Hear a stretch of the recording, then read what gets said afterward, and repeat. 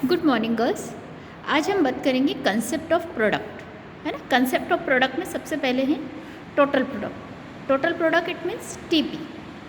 Total product जो होता है वो टोटल वॉल्यूम ऑफ गुड्स से होता है ना, जिसमें हम सर्विसेज जो भी प्रोड्यूस कर रहे हैं ड्यूरिंग अ स्पेसिफिक पीरियड, मतलब एक पर्टिकुलर टाइम पीरियड के अकॉर्डिंगली, तो उसे हम क्या कहते हैं, ये सारा हमारा टोटल प्रोडक्ट क्या कहलाता है, नंबर ऑफ इनपुट्स में कहलाता है।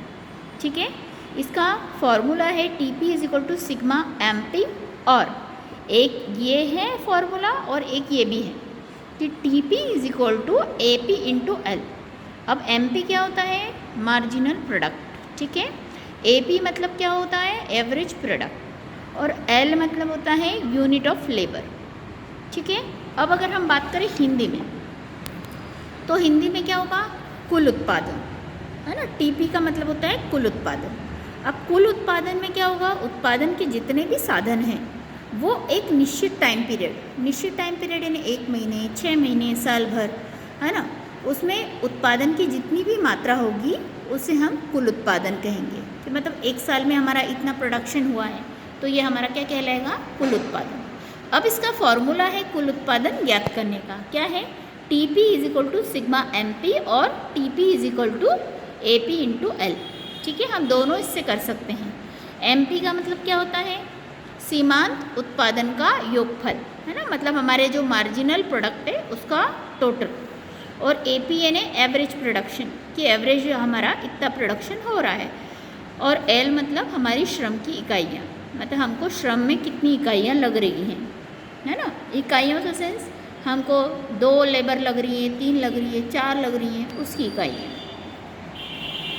इसके बाद होता है मार्जिनल प्रोडक्ट। ठीक है, अब मार्जिनल प्रोडक्ट क्या होता है, मार्जिनल प्रोडक्ट वो है जिसके अंतर्गत हम क्या करते हैं, चेंज इन टोटल प्रोडक्ट। हम इसमें टोटल प्रोडक्ट को चेंज करते हैं व्हेन वन मोर, है ना, एक या फिर एक से कम जो वेरिएबल फैक्टर्स होते हैं, है ना, जो परिवर्तनशील फैक्टर्स होते हैं ना, वेरिएबल फैक्टर्स रिमूव्ड या रिमूव हो रहे हैं, या कीपिंग इनपुट, अगर हम उनको इनपुट कर रहे हैं, या फिर हम फिक्स फैक्टर के थ्रू उनको यूटिलाइज कर रहे हैं। ठीक है, इसका फॉर्मूला है M P is equal to T P N minus T P N minus 1।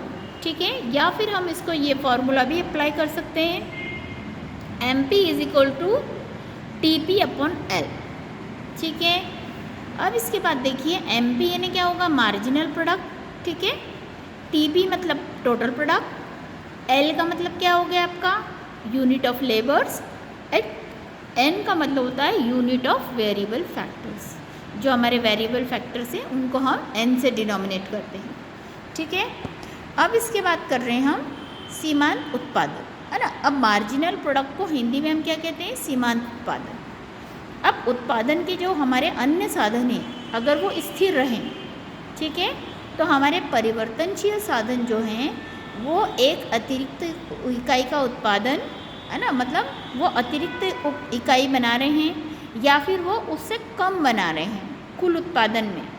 ठीक है, तो उससे हमारे टोटल प्रोडक्शन में जो भी इंक्रीज हो रहा है ना, तो उसको क्या बोलेंगे हम, सीमांत उत्पादन।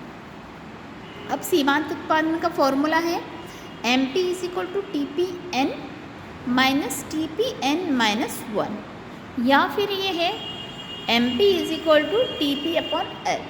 ठीक है, ये फॉर्मूला है।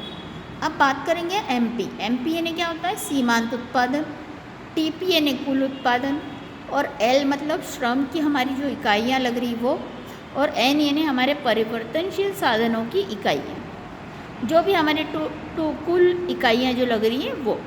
ठीक है, तो ये हो गया हमारा मार्जिनल प्रोडक्ट। अब इसके बाद बात करेंगे हम एवरेज प्रोडक्ट। अब एवरेज प्रोडक्ट क्या होता है, एवरेज प्रोडक्ट रिफर्स करता है पर यूनिट प्रोडक्शन को of variable factors. Variable factors के अकॉर्डिंगली हम जितनी भी हमारा प्रोडक्ट है उसको हम एवरेज प्रोडक्शन निकालते हैं। It is obtained by dividing total products, इसको हम टोटल प्रोडक्ट से डिवाइड करते हैं by quantity of variable factors. ठीक है, इसका फॉर्मूला है A P is equal to T P upon L. A P का मतलब आपको पता है एवरेज प्रोडक्ट होता है, टीपी का मतलब होता है टोटल प्रोडक्ट और एल का मतलब होता है यूनिट ऑफ लेबर।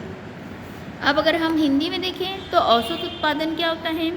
औसत उत्पादन वो है जब अल्पकाल में, मतलब जब टाइम पीरियड कम है और हमारे जो वेरिएबल फैक्टर्स हैं या परिवर्तनशील साधन जो हैं वो उसकी प्रति इकाई मात्रा, जिसे हम ज्ञात करने के लिए क्या करेंगे, कुल उत्पादन में, है ना, परिवर्तनशील साधनों को क्या कर देंगे, डिवाइड कर देंगे, है ना। अब देखिए इसका फॉर्मूला क्या हो गया, इंग्लिश में तो हमारा यही है AP is equal to TP upon L। तो औसत उत्पादन, है ना, निकालने के लिए हमको कुल उत्पादन से हम क्या कर देंगे, परिवर्तनशील साधनों की इकाइयों को हम भाग दे देंगे, तो हमारा क्या आ जाएगा, औसत उत्पादन। ठीक है, इस वीडियो में हम इतना ही पढ़ेंगे। इसके आगे वाले वीडियो में मैं आगे की चैप्टर को डिस्क्राइब करती हूँ।